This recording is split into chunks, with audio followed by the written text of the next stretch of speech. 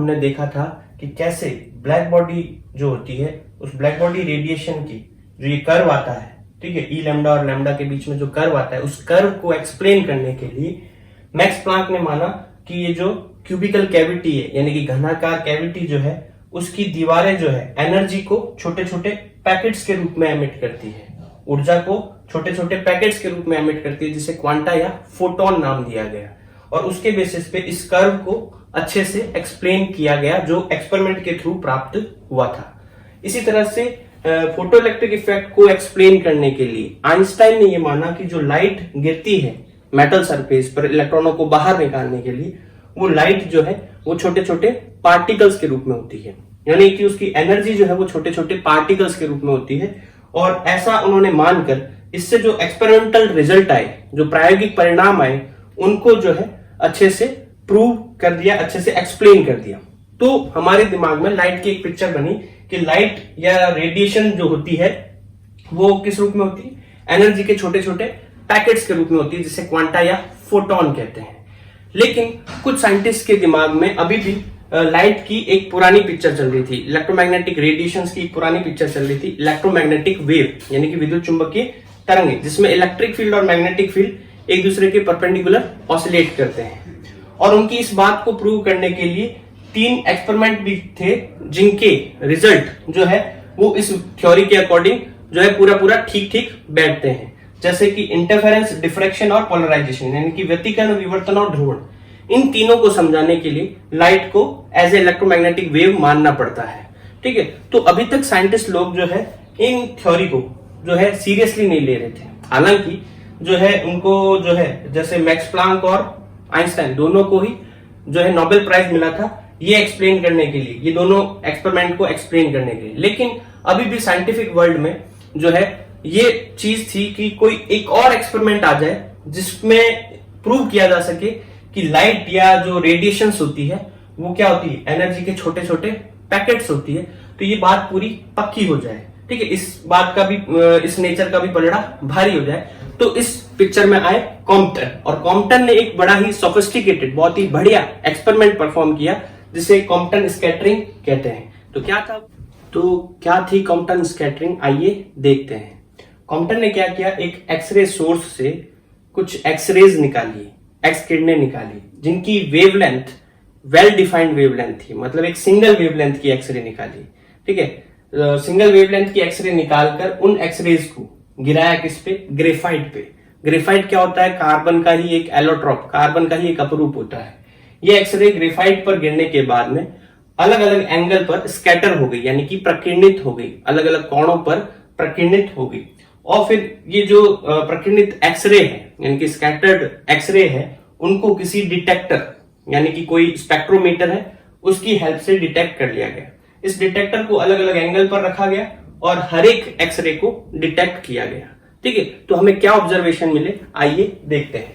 पहला ऑब्जर्वेशन हमें ये मिला कि जब एंगल 0 था, जब स्कैटरिंग एंगल 0 था, स्कैटरिंग एंगल 0 का मतलब क्या होता है कि जिस डायरेक्शन में एक्सरे आ रही है उसी डायरेक्शन में स्कैटर्ड एक्सरे जाए, मतलब कोई तरह का डेविएशन ना हो, किसी भी तरह से मुड़े नहीं एक्सरे, तो उसको हम बोलेंगे स्कैटरिंग एंगल 0। तो ये वाली जो एक्सरे है इसको जब डिटेक्ट किया गया तो ये ऑब्जर्व हुआ कि इसकी जो वेवलेंथ है वो वेवलेंथ सेम है किसके, जो इंसिडेंट एक्सरे है, जो आपतित एक्सरे है, उसी के बराबर जो है यहां पर स्कैटर्ड यानी कि प्रकीर्णित एक्सरे की वेवलेंथ प्राप्त हुई, ठीक है। तो पहला ऑब्जर्वेशन ये हो गया कि आपतित जो एक्सरे है उसकी तरंगदैर्ध्य और प्रकीर्णित एक्सरे है उसकी तरंगदैर्ध्य बराबर है, किस पर, थीटा बराबर में 0 डिग्री पर। फिर ये ऑब्जर्व हुआ कि अलग अलग एंगल पर जो मुड़ने वाली एक्सरेज है, मतलब जो 0 से अलग एंगल पर मुड़ने वाली है, चाहे वो एंगल 45 है, 90 है, 135 है, वो जो एक्सरे आ रही है उनको जब डिटेक्ट किया गया इस डिटेक्टर को वहां ले जाने पर, तो 2 तरह की एक्सरेज प्राप्त हुई। उन 2 तरह की एक्सरेज में जो वेवलेंथ है उसमें से एक वेवलेंथ इंसिडेंट एक्सरे के बराबर में थी और एक वेवलेंथ जो है इंसिडेंट एक्सरे से ज्यादा वेवलेंथ की एक्सरे थी, ठीक है। यानी कि जब angle theta not equal to 0 था तब 2 प्रकार की एक्सरे प्राप्त हुई, जिसमें से एक की वेवलेंथ जो है आपतित एक्सरे के बराबर थी और एक की वेवलेंथ यानी तरंगदैर्ध्य जो है आपतित एक्सरे से ज्यादा थी, ठीक है। ये जो ऑब्जर्वेशन है वो एक जो है इस ग्राफ के थ्रू प्राप्त हुए। ठीक है, ये ग्राफ हमें क्या शो कर रहा है, इस ग्राफ की जो पीक है, जहां शिखर मान आता है, जहां मैक्सिमम वैल्यू आती है, वहां पर जो वेवलेंथ की वैल्यू होती है वही एक्सरे, स्कैटर्ड एक्सरे की वेवलेंथ होती है। तो इसमें देखो, जब थीटा इक्वल्स टू 0 था तो हमें एक ही पीक मिल रहा है, एक ही शिखर मान मिल रहा है, और वो किस पर मिल रहा है, लैम्डा वेवलेंथ पे मिल रहा है, जो कि इंसिडेंट एक्सरे की वेवलेंथ थी। लेकिन जब थीटा 90 था तो हमें यहाँ दो पीक्स मिल रहे हैं, दो शिखर मान मिल रहे हैं, दो मैक्सिमम वैल्यू मिल रही है।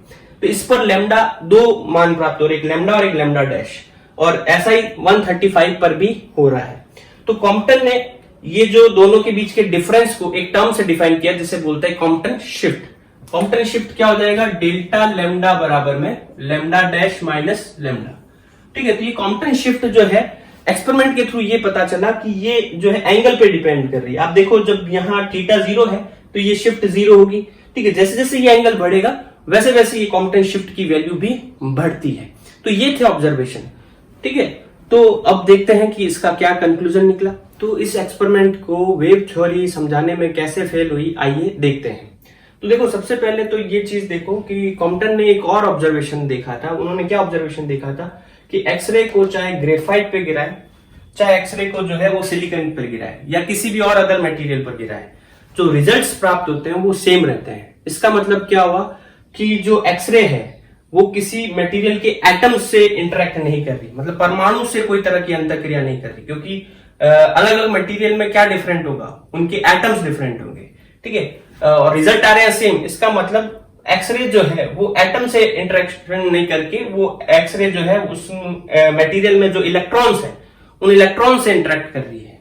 ठीक है, तो पहली चीज हमें ध्यान में रखनी है कि एक्स किरणें जो है, जो ये रिजल्ट प्राप्त होता है इस एक्सपेरिमेंट का, उससे अपने को ये पता चलता है कि एक्स किरणें जो है वो पदार्थ के इलेक्ट्रॉन से अंतःक्रिया करती है, इलेक्ट्रॉन से इंटरेक्शन करती है। दूसरी बात, अगर वो इलेक्ट्रॉन से इंटरेक्शन कर रही है और वेव के रूप में इंटरेक्शन कर रही है, तो वेव के रूप में, जैसे समुद्र में लहरें उठती है ऊपर नीचे, इस तरह से वेव ट्रेवल करते हुए जब किसी जगह पर पहुंचती, किसी लोकेशन पर पहुंचती, मान लो समुद्र में कोई लकड़ी का टुकड़ा रखा हुआ है, तो वेव अगर वहां पहुंचेगी तो वो लकड़ी के टुकड़े को भी ऊपर नीचे ऑसिलेट कराएगी।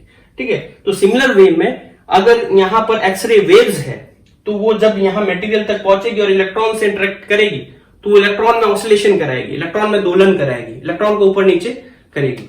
और किस फ्रीक्वेंसी से ऑसिलेशन कराएगी, जिस फ्रीक्वेंसी की वेव खुद है, मतलब जितना तेजी से वेव खुद ऑसिलेट कर रही है उतना तेजी से जो है वो इलेक्ट्रॉन को भी ऑसिलेट कराएगी।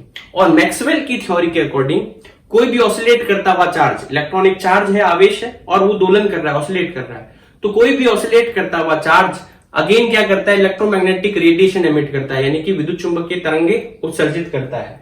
तो वेव थ्योरी के अकॉर्डिंग जैसे ही एक्सरे इस पे टकराएगी तो यहां वापस जो है इलेक्ट्रॉन जो है एक दूसरी वेव एमिट कर देगा, और उसकी फ्रीक्वेंसी वही होगी जो इलेक्ट्रॉन के ऑसिलेशन की फ्रीक्वेंसी, और इलेक्ट्रॉन के ऑसिलेशन की फ्रीक्वेंसी वही है जो इंसिडेंट एक्सरे की है। तो वेव थ्योरी के अकॉर्डिंग जो एक्सरे स्कैटर हो रही है, प्रकीर्णित हो रही है, उसकी फ्रीक्वेंसी और इंसिडेंट एक्सरे उसकी फ्रीक्वेंसी बराबर होनी चाहिए।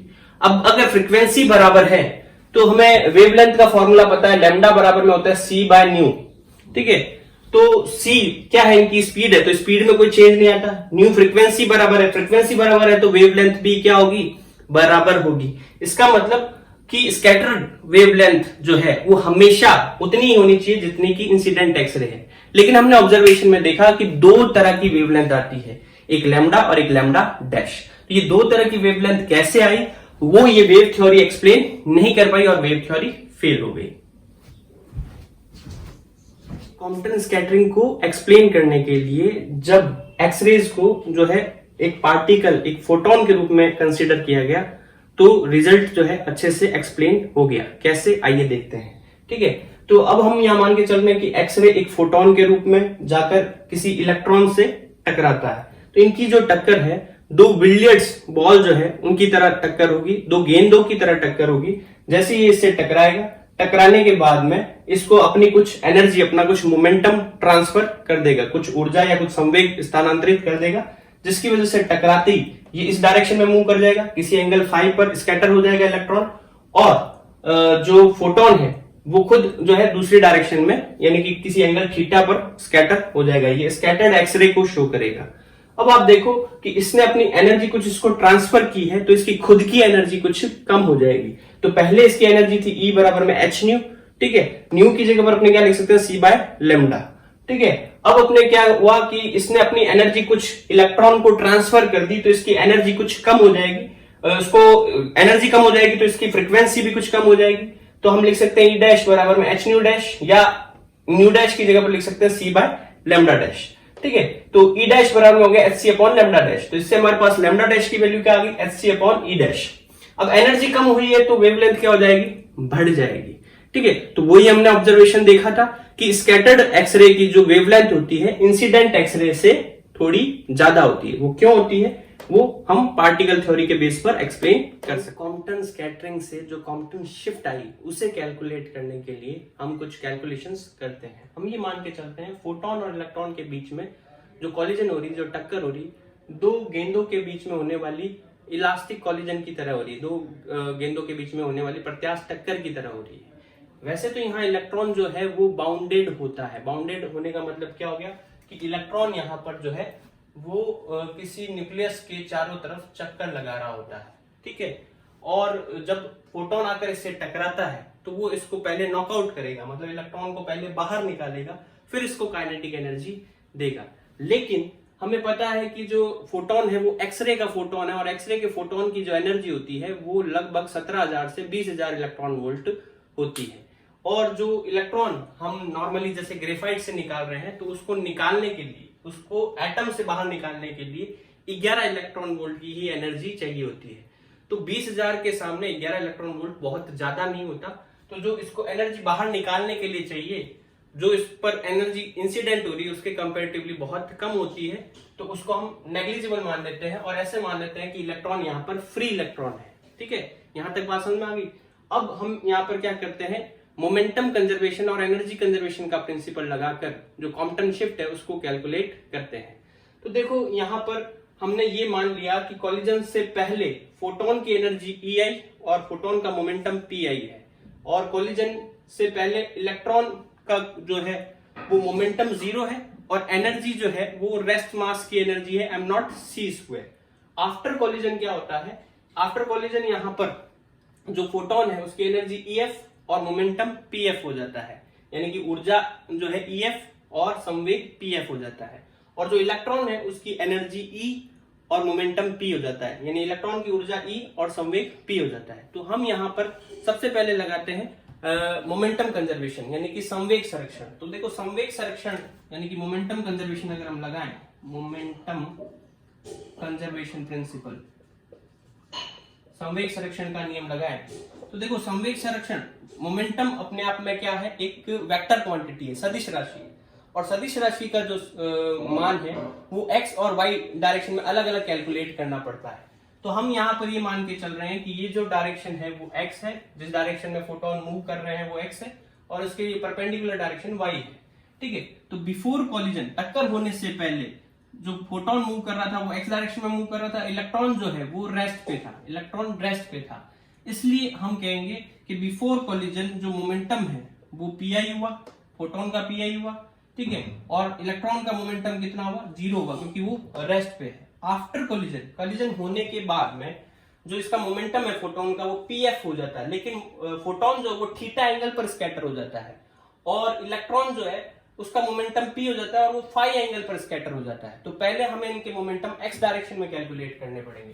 तो देखो ये PF है किस एंगल पर, थीटा एंगल पर, x से थीटा एंगल पर है। तो इसके अगर हम कंपोनेंट निकाले तो ये हो जाएगा PF cos theta, PF cos theta, और ऊपर y डायरेक्शन में जो इसका मोमेंटम होगा वो हो जाएगा PF sin थीटा, ठीक है। तो ये फोटोन के मोमेंटम हो गए फाइनल कॉलिजन के बाद में, कॉलिजन के बाद में, ठीक है, x और y डायरेक्शन में। सिमिलरली यहाँ जो है इलेक्ट्रॉन के मोमेंटम को हम कंपोनेंट में डिवाइड करें तो ये एंगल फाई है, तो इधर इसका जो x डायरेक्शन में मोमेंटम होगा वो होगा P cos फाई, और y डायरेक्शन में होगा P sin phi.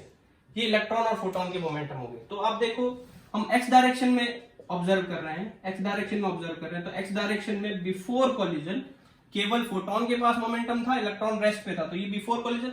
After collision आप देखें ये हो गया PF cos theta plus P cos phi. ये तो हो गया फोटोन का, ये हो गया इलेक्ट्रॉन का, ये फोटोन का, ये इलेक्ट्रॉन का, ये बिफोर कॉलिजन, ये आफ्टर कॉलिजन। तो ये हमारे पास एक इक्वेशन बनी।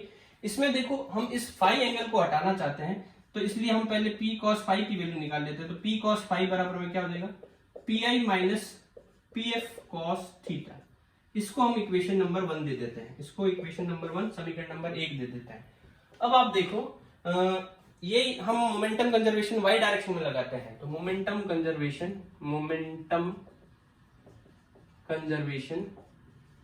यानी कि संवेग संरक्षण किस डायरेक्शन में, वाई डायरेक्शन में।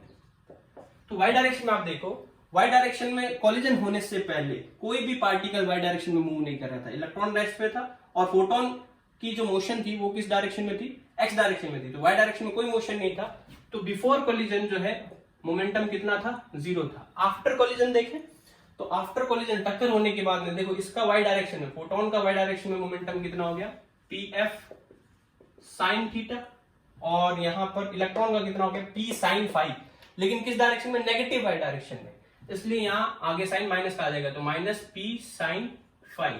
अगेन हम यहां P साइन फाई की वैल्यू निकाले तो P साइन फाई जो है वो हमारे पास हो जाएगा PF साइन थीटा। ठीक है, ये हमारे पास इक्वेशन नंबर 2 आ गई। अब देखो हम यहां से एंगल फाई को हटाना चाहते हैं, क्योंकि हमने एक्सपेरिमेंट में ऑब्जर्व किया था कि जो कॉम्पटन शिफ्ट आती है वो स्कैटरिंग एंगल थीटा पर डिपेंड करती है, मतलब एक्सरे किस एंगल पर स्कैटर हुई उस पर डिपेंड करती है, फाई पर डिपेंड नहीं करती। इसलिए इस एंगल फाई को हटाना चाहते हैं। तो फाई को हटाना इजीली है, इजीली हम हटा सकते हैं, आसान है। अब देखो यहाँ इस इक्वेशन 1 और इक्वेशन 2 का स्क्वायर करके ऐड कर दें, इक्वेशन 1 का स्क्वायर प्लस इक्वेशन 2 का स्क्वायर। ठीक है, दोनों इक्वेशन का स्क्वायर करके ऐड कर दें तो देखो लेफ्ट हैंड साइड में क्या आएगा, यहाँ P square cos square phi, ये आएगा P square sine square phi, तो हमारे पास बच जाएगा पी स्क्वायर। ठीक है, cos square phi plus sine square phi कितना हो जाएगा, 1 हो जाएगा, equals to right hand side में a माइनस बी का होल स्क्वायर से इसका होल स्क्वायर खोलेंगे तो क्या आएगा, a square plus B square minus 2ab, तो माइनस का 2pi pf cos थीटा, ये a माइनस बी का होल स्क्वायर, इसका स्क्वायर प्लस इसका square, pf square sine square theta. Again आप देखो pf square cos square theta, ये pf square sine square theta, इन दोनों में कॉमन क्या आ जाएगा, pf square cos square theta plus sine square theta कितना हो जाएगा, 1 हो जाएगा। तो हमारे पास इक्वेशन बनेगी p स्क्वायर बराबर में pi square plus pf square minus 2pi pf cos of theta, ये हमारे पास इक्वेशन बनी। तो इस इक्वेशन को इक्वेशन 3 हम नाम दे देंगे, ये इक्वेशन 3 हो गई। ठीक है, तो यहां तक क्लियर है आपको। मोमेंटम कंजर्वेशन से हमने 2 इक्वेशंस निकाली, तो ये आप इसका स्क्रीनशॉट ले लें।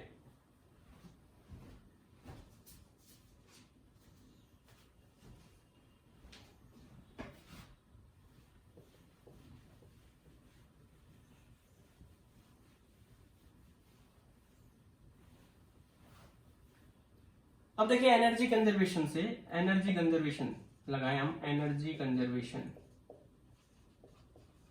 तो हमने कहा कि बिफोर कॉलिजन जो फोटोन है उसके पास में एनर्जी कितनी थी, EI थी, और इलेक्ट्रॉन जो है वो रेस्ट पे था, तो रेस्ट पे था तो उसकी एनर्जी जो है वो कितनी होगी, m0c²। ये फोटोन की एनर्जी और ये इलेक्ट्रॉन की energy before collision equals to after collision क्या हुआ, आफ्टर कॉलिजन जो है फोटोन की एनर्जी चेंज होगी और वो EF हो गई। ठीक है, और इलेक्ट्रॉन के पास में भी जो एनर्जी है वो 2 रूप में रहेगी, एक उसकी रेस्ट एनर्जी और एक उसकी काइनेटिक एनर्जी। तो रेस्ट एनर्जी जो है m0c² है और काइनेटिक एनर्जी उसकी k है। तो यहां से आप देखो इसमें m0c² से m0c² कट जाएगा, तो EI बराबर में क्या हो गया, EF प्लस k। तो ये यूं शो कर रहा है कि EI माइनस EF जो है वो k के बराबर हो जाएगा। k यहां पर इलेक्ट्रॉन की काइनेटिक एनर्जी है। तो फोटोन के पास में पहले एनर्जी EI थी, बाद में एनर्जी EF हो गई, तो इन दोनों की एनर्जी का डिफरेंस जो है वो इलेक्ट्रॉन की काइनेटिक एनर्जी के बराबर हो गया। देखो सिंपल सी बात है कि फोटोन आया मान लो 20,000 इलेक्ट्रॉन वोल्ट की एनर्जी लेकर, ठीक है, और वो फोटोन जाकर क्या कर रहा है, इलेक्ट्रॉन से टकरा रहा है, तो इलेक्ट्रॉन को उसने मान लो 12,000 इलेक्ट्रॉन वोल्ट एनर्जी दे दी, तो उसके पास में खुद कितनी बच जाएगी, 8,000 इलेक्ट्रॉन वोल्ट। तो आप देख सकते हैं कि ये उसकी इनिशियल एनर्जी है, ये इसकी फाइनल एनर्जी है, और ये इलेक्ट्रॉन की काइनेटिक एनर्जी। तो इन दोनों का जो डिफरेंस होगा वो इलेक्ट्रॉन की काइनेटिक एनर्जी के बराबर आएगा। तो ये हमारे पास एक इक्वेशन बन गई। ठीक है, इसको इक्वेशन नंबर 4 दे देते हैं। लेकिन हमें ये भी पता है कि एनर्जी और मोमेंटम में क्या रिलेशन होता है। तो बाय आइंस्टाइन थ्योरी, आइंस्टाइन की थ्योरी से हमें पता है एनर्जी और मोमेंटम में ये रिलेशन होता है। ई स्क्वायर बराबर में P square C square plus M not square C4, ये रिलेशन होता है। ठीक है, यहाँ एम नॉट क्या है, रेस्ट मास है। ये हम एनर्जी किसकी कैलकुलेट कर रहे हैं, फोटोन की। तो फोटोन का जो रेस्ट मास होता है, फोटोन का जो रेस्ट मास होता है वो कितना होता है, 0 होता है। ठीक है, यानी यहाँ एम नॉट इक्वेशन में जो है वो कितना हो जाएगा, 0 हो जाएगा।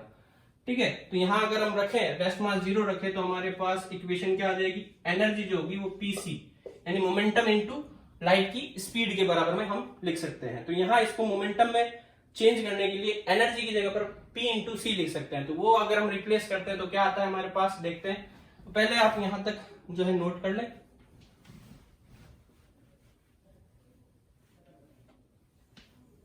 तो जब हम एनर्जी की जगह पीसी लिखेंगे तो यहां देखो क्या हो जाएगा, EI की जगह पर हो जाएगा PI इंटू सी, और EF की जगह पर हो जाएगा PF इंटू सी। ये वैल्यू जब इसमें रखेंगे तो इक्वेशन 4 जो है वो चेंज होकर क्या बन जाएगी, PI minus PF equals to K by C. इसको इक्वेशन नंबर 5 दे देते हैं। इक्वेशन 5 हो गई। क्लियर है यहां तक? ठीक है, अब हम वापस इलेक्ट्रॉन की एनर्जी पर आते हैं। ठीक है, तो एनर्जी ऑफ इलेक्ट्रॉन हमें पता है, एनर्जी ऑफ इलेक्ट्रॉन, इलेक्ट्रॉन की एनर्जी कितनी होती है, इलेक्ट्रॉन की एनर्जी जो है कॉलिजन के बाद में कितनी होगी, E बराबर में M not C square, rest energy plus kinetic energy. ठीक है, इसका स्क्वायर कर दें अगर हम, तो स्क्वायर करने पर ये आएगा E स्क्वायर बराबर में M not square C4 plus K4, A plus B का होल स्क्वायर कर रहे हैं तो A square plus B square plus 2AB 2K M not C square. ठीक है, लेकिन हमें वही आइंस्टाइन के रिलेशन से पता है कि E स्क्वायर बराबर क्या होता है, P square C square plus M not square C4। ठीक है, तो ये हम वैल्यू रख दें यहाँ पर, तो ये P square C square plus M not square C4, ये वैल्यू रखेंगे E स्क्वायर की जगह पर यहां से। ठीक है, यहाँ P क्या है, इलेक्ट्रॉन का मोमेंटम, एम नॉट क्या है, इलेक्ट्रॉन का रेस्ट मास। जब हमने ये फोटोन के लिए अप्लाई किया तब हमने रेस्ट मास 0 रख दिया, लेकिन इलेक्ट्रॉन के लिए एम नॉट 0 नहीं होगा। तो ये वैल्यू हमने ई स्क्वायर की जगह पर इस इक्वेशन से यहां रख दी। तो रखने पर हमारे पास रिजल्ट आएगा M not square C4 plus K square plus 2K M not C square. अब देखो यहां पर क्या होगा, दोनों तरफ से एम नॉट स्क्वायर C4 से M not square C4 cut गया। ठीक है, तो हमारे पास जो P स्क्वायर की वैल्यू आएगी वो कितनी आएगी, P स्क्वायर की वैल्यू आएगी, यहां से C स्क्वायर डिवाइड हो गया तो K square upon C square plus 2K M not, ये P स्क्वायर की वैल्यू आई। ये इक्वेशन नंबर 6 हो गई, ये इक्वेशन नंबर 6 हो गई। अब देखो इक्वेशन 3 हमारे पास ये आई थी, इक्वेशन 6 ये आई है और इक्वेशन 5 आई है। इन तीनों को कंबाइन करते हैं तो क्या रिजल्ट आता है, आइए देखते हैं। तो पहले आप इसका स्क्रीनशॉट ले लिया। ठीक है, अब देखो आप,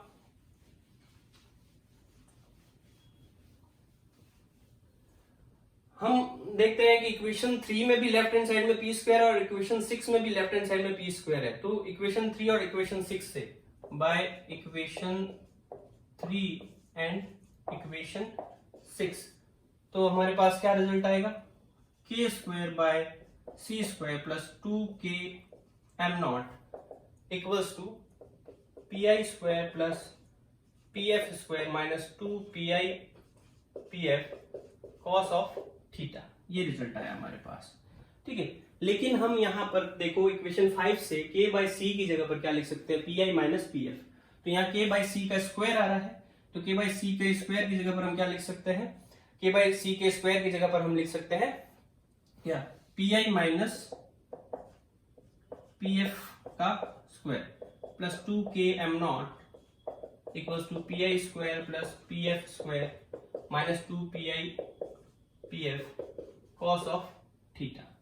ठीक है, अब देखो इसको हम स्क्वायर को खोलें तो क्या आएगा, ये PI square plus PF square, देखो ये कैसे, A माइनस बी का होल स्क्वायर, तो A square plus B square minus 2AB plus 2K M not equals to P I square plus P F square minus 2 P I P F cos of theta.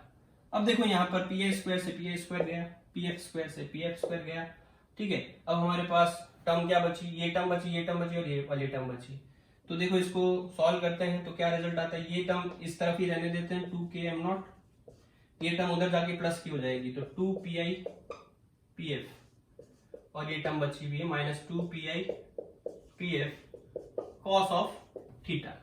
अब देखो 2 तो common आके cut गया, ये m0 k बराबर में यहाँ पर P I P F common आ गया, P I P F common आ गया, ये क्या हो गया 1 माइनस कॉस ऑफ थीटा, ठीक है। ये हमारे पास इक्वेशन आई, ठीक है। यहां तक क्लियर है, ये मिटा देता हूं मैं।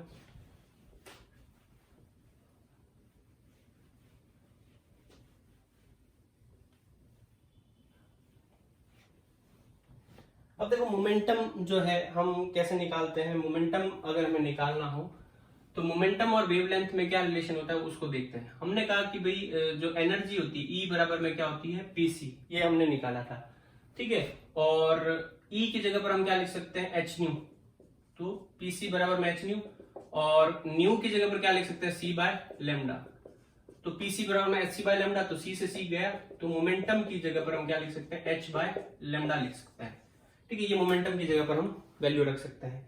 तो यहाँ पी आई यानी कि इनिशियल मोमेंटम है किसका, फोटोन का, फोटोन का इनिशियल मोमेंटम कितना हो जाएगा एच बाय लेमडा, और पी एफ फाइनल मोमेंटम है, तो फाइनल मोमेंटम जो है वो कितना हो जाएगा एच बाय लेमडा डैश, और इलेक्ट्रॉन के पास में के क्या है काइनेटिक एनर्जी है, ठीक है। तो यहां हम वैल्यू रखें इसकी, तो देखो क्या रिजल्ट आता है हमारे पास, ये जो वैल्यू है वो कितनी हो जाएगी, पी आई पी एफ की वैल्यू कितनी हो जाएगी, तो वो वैल्यू हो जाएगी H by lambda dash, P I P F की जगह पर ये आ गया, और 1 minus cos of theta equals to M not के,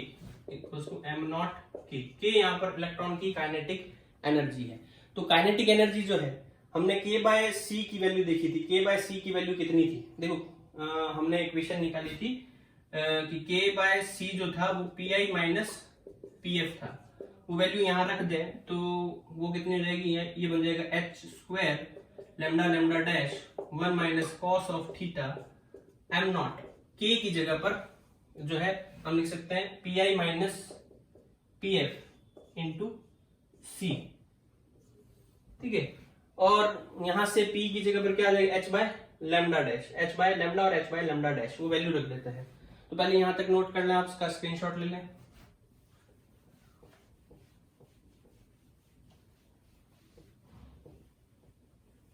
तो देखो ये बन जाएगा H square lambda lambda dash 1 minus cos of theta M not C P I minus P F, तो पी आई की जगह पर लिखना है H by lambda minus H by lambda dash. अब देखो इसको जो है एलसीएम लेके सॉल्व करें, तो H square lambda lambda dash 1 minus cos of theta, यहाँ लेमडा लेमडा डैश एलसीएम आ जाएगा, एम नॉट सी पड़ा है और एच कॉमन आ गया, यहाँ रहेगा लेमडा डैश माइनस लेमडा। अब देखो दोनों तरफ से क्या कैंसिल हो रहा है, एक एच से एक एच गया, ठीक है, लेमडा डैश और लेमडा कैंसिल हो गए, और अब हमारे पास लेमडा डैश माइनस लेमडा की जो वैल्यू है वो कितनी आएगी, यहां से h बचा और यहां से एम नॉट सी बचा, तो h upon am not C 1 minus cos of theta.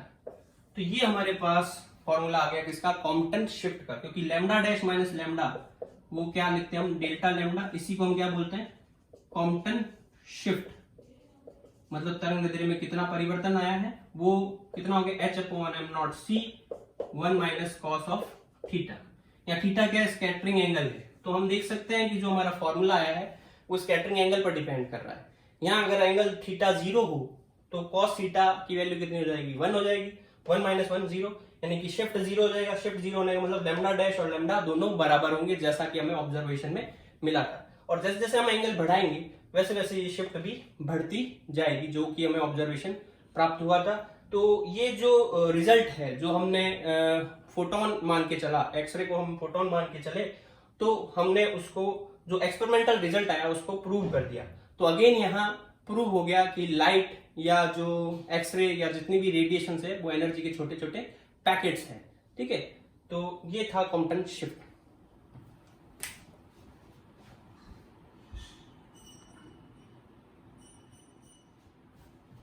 अब देखो ये क्वेश्चन उठ सकता है कि हमें प्रैक्टिकल में ऑब्जर्वेशन में दो तरह की वेवलेंथ मिली थी, एक लैम्डा और एक लैम्डा डैश। यहाँ हमने लैम्डा डैश कैलकुलेट करने का तरीका बता दिया, लेकिन वो लैम्डा वापस क्यों आई उसको हम एक्सप्लेन करते हैं। भाई दो तरह की वेवलेंथ क्यों आती है उसको एक्सप्लेन करते हैं। तो देखो जब भी एक्सरे जो है वो मटेरियल से टकराती है, ठीक है, तो बहुत सारी एक्सरे होती है, एक एक्सरे नहीं होती। तो जो एक्सरे सक्सेसफुल हो जाती है इलेक्ट्रॉन को नॉकआउट करने में, ठीक है, वो स्कैटर हो जाएगी, ठीक है, और वो जो है उसकी वेवलेंथ कितनी हो जाएगी, लैम्डा डैश हो जाएगी। और वो लैम्डा डैश हम कैसे कैलकुलेट कर सकते हैं, लैम्डा डैश ये जो शिफ्ट है वो कैसे कैलकुलेट कर सकते हैं, h अपॉन एम नॉट सी। यहाँ एम नॉट जो है वो किसका मास है, रेस्ट मास ऑफ इलेक्ट्रॉन, ठीक है। तो ये हमारे पास जो है वो कॉम्पटन शिफ्ट आती है। लेकिन अगर मान लो कुछ एक्सरे ऐसी होती है जो टकराने के बाद में इलेक्ट्रॉन बाहर नहीं निकाल पाती, ठीक है, वो इलेक्ट्रॉनों को बाहर नहीं निकाल पाती, टाइटली बाउंडेड इलेक्ट्रॉन होते हैं उनको बाहर नहीं निकाल पाती, तो वो किससे स्कैटर होगी, वो इलेक्ट्रॉन से स्कैटर नहीं होकर पूरे के पूरे एटम से स्कैटर होगी, ठीक है। जो इलेक्ट्रॉन से स्कैटर होगी उसकी तो वेवलेंथ लैम्डा डैश हो जाएगी। जो एटम से स्कैटर होगी, तो एटम से स्कैटर होने पर क्या होगा कि यहाँ मास जो है एम नॉट, वो किसका मास हो जाएगा, रेस्ट मास ऑफ एटम। ये पूरी थ्योरी हम एटम के लिए लगा देंगे। और एटम का जो रेस्ट मास होता है, मास ऑफ एटम जो होता है वो इलेक्ट्रॉन के मास से काफी ज्यादा होता है, तो यहाँ एम नॉट की जगह पर एम नॉट एटम आ जाएगा, तो डेल्टा लैम्डा वो बहुत कम हो जाएगा, टेंड्स टू 0 हो जाएगा। यहाँ जो मास है वो काफी ज्यादा हो जाएगा, तो डेल्टा लैम्डा टेंड्स टू 0, यानी कि lambda dash minus lambda equals to 0, यानी कि lambda dash equals to lambda. मतलब जो वेवलेंथ आएगी वो किसके बराबर में होगी, जो इंसिडेंट एक्सरे उसके बराबर में होगी, ठीक है। तो बहुत सारी एक्सरे जाकर टकराती है, जो इलेक्ट्रॉन को बाहर निकालने में सक्सेसफुल होती है उनकी तो वेवलेंथ चेंज हो जाती है, लेकिन जो इलेक्ट्रॉन को बाहर नहीं निकाल पाती वो किससे इंटरेक्ट करती है, एटम से, और एटम से स्कैटर होने के बाद में उसकी वेवलेंथ उतनी ही रहती है। इसलिए हमें दो टाइप की वेवलेंथ प्राप्त होती है। अब देखें कि अगर हम मटेरियल पर एक्सरे की बजाय माइक्रोवेव या रेडियो वेव गिराएं तो उसमें कॉम्पटन स्कैटरिंग क्यों नहीं होती है, ठीक है, उसको समझने की कोशिश करते हैं। तो हमने स्कैटरिंग का जो कॉम्पटन शिफ्ट का फॉर्मूला निकाला, डेल्टा लैम्डा बराबर में h upon am not C 1 minus cos theta निकाला, ठीक है। यहाँ h upon am not c को जो है कॉम्पटन वेवलेंथ कहते हैं, कॉम्पटन तरंगदैर्ध्य कहते हैं, क्योंकि इसकी जो वैल्यू आएगी, इसका जो डायमेंशन आएगा वो वेवलेंथ के डायमेंशन के बराबर होगा, इसलिए इसको कॉम्पटन वेवलेंथ कहते हैं, ठीक है। तो ये हमारे पास फॉर्मूला आया कॉम्पटन शिफ्ट का। अब देखो अगर हम एक्सरे गिराते हैं तो एक्सरे की जो वेवलेंथ होती है लैम्डा जो होती है वो 1 एंगस्ट्रॉम के करीब होती है, ठीक है। और माइक्रोवेव और रेडियो वेव की जो वेवलेंथ होती है वो 10⁻³ मीटर से 10⁻³ मीटर तक होती है, मतलब हजार मीटर तक की वेवलेंथ होती है उसमें, ठीक है। अब यहाँ पर जो है वो अगर हम शिफ्ट लाए कॉम्पटन वेवलेंथ पर, मान लो यहाँ थीटा जो है वो 90 डिग्री हो तो cos 90 की वैल्यू 0 हो जाएगी, तो जो शिफ्ट आएगा कॉम्पटन शिफ्ट जो होगा वो किसके बराबर होगा, h अपॉन एम नॉट सी के बराबर में होगा, यानी कि कॉम्पटन वेवलेंथ के बराबर में होगा। और इसकी वैल्यू जो होती है वो कितनी होती है, 0.0242 एंगस्ट्रॉम। तो मतलब जो परिवर्तन आएगा वो 0.02 एंगस्ट्रॉम का आएगा वेवलेंथ में, ठीक है। तो एक्सरे के लिए तो ये परिवर्तन जो है अच्छा खासा परिवर्तन है, 1 एंगस्ट्रॉम में से 0.02 जो है बढ़ जाए या कम हो जाए, ठीक है, तो वो ऑब्जर्व किया जा सकता है, देखा जा सकता है। लेकिन अगर 1000 मीटर की वेवलेंथ की वेव है और उसमें 1000 मीटर में 0.02 एंगस्ट्रॉम चेंज हो तो वो ऑब्जर्व ही नहीं होगा। इसलिए जब माइक्रोवेव और रेडियो वेव गिराई जाती है तो उसमें जो शिफ्ट होता है वो उनकी वेवलेंथ की तुलना में बहुत कम होता है, नगण्य होता है, इसलिए वो ऑब्जर्व नहीं होता। इसलिए माइक्रोवेव और रेडियो वेव जब गिरती है किसी मटेरियल पर तो जो वहां पर इफेक्ट शो होता है उसको हम कॉम्पटन इफेक्ट नहीं कहकर रेले इफेक्ट कहते हैं।